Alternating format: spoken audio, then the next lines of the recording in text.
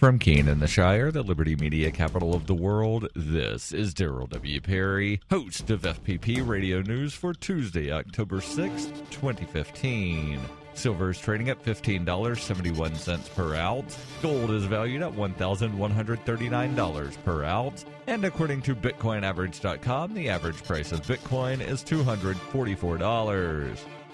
Antiwar.com reports another day of intense fighting was reported in the central Marib province of Yemen on Monday as pro-Saudi forces attacked Shiite Houthi territory, aiming to open up a route into the capital city of Sana'a. At least 55 fighters on both sides were killed and another 100 were wounded. The results of the fighting were, as is so often the case, a matter of dispute between the two factions, with the pro-Saudi side claiming mass surrenders by Houthis and small territorial gains, while the Houthis denied this and reported repelling the attack and killing dozens of mercenaries. The pro-Saudi side in this fight includes tribal factions along with Saudi and United Arab Emirate ground troops, while the Houthis are backed by the remnants of the Yemen military. The two sides have been fighting over Marib for weeks, despite repeated predictions from Saudi officials that the province and the rest of the country would be liberated in short order. The Houthis have controlled Sana'a for over a year, and 6 months into the Saudi war, their control only extends from Aden along the southern coast. Al-Qaeda in the Arabian Peninsula has capitalized on the war as well, seizing Mukalla and some of the nearby areas.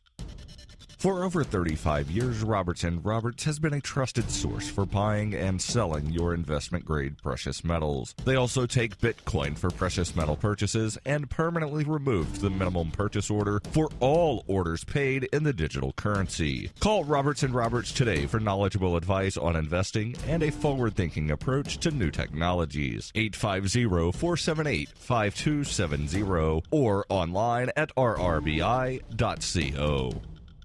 UPI reports California Governor Jerry Brown on Monday said he had signed legislation to make it legal for terminally ill patients to end their lives with the assistance of a physician. In Brown signing the law, California became the 5th state to permit assisted suicide. Specifically, the law releases physicians from liability for prescribing lethal doses of drugs for patients who want to quicken their deaths. Brown wrote in a signing message, "In the end, I was left to reflect on what I would want in the face of my own death. I do not know what I would do if I were dying in prolonged and excruciating pain. I am certain, however, that it would be a comfort to be able to consider the options afforded by this bill, and I would not deny that right to others." The Los Angeles Times reported that the California law is based on one in Oregon, where more than 100 people ended their lives last year with the help of a physician. The law makes assisted suicide legal for patients who are not reasonably expected to survive beyond 6 months. The controversial legislation has drawn support and opposition from all sides. The Catholic Church has opposed it, while Right to Die advocates have favored it. Brown said he weighed both sides before making the final decision to sign it. The law, though, is not set to take effect until sometime next year. FPP Radio News is brought to you by Bitcoin Not Bombs.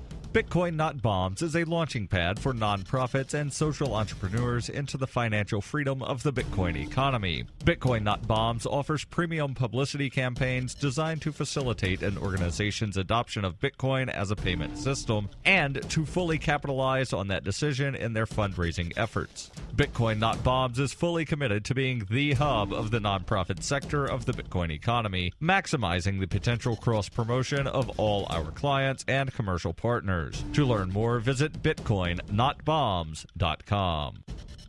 Reuters reports missing cargo ship El Faro, hit by powerful Hurricane Joaquin, is believed to have sunk off the Bahamas, and one presumed crew member is confirmed dead. The search continues for at least 32 other people, most of them Americans, who were aboard the ship when it vanished in what maritime experts are calling the worst cargo shipping disaster involving a U.S.-flagged vessel since 1983. Coast Guard Captain Mark Fedor told reporters, "We're assuming the vessel has sunk." He added that the search and rescue teams were no longer looking for the ship, which sent a distress call early on Thursday after getting caught in Joaquin's ferocious winds and waves as high as 50 feet. He acknowledged that those aboard faced steep odds against survival, but officials later said that 3 Coast Guard cutters would stay in the general area where the ship was believed to have gone down to continue searching through Monday night. This has been FPP Radio News, online at fppradio.com.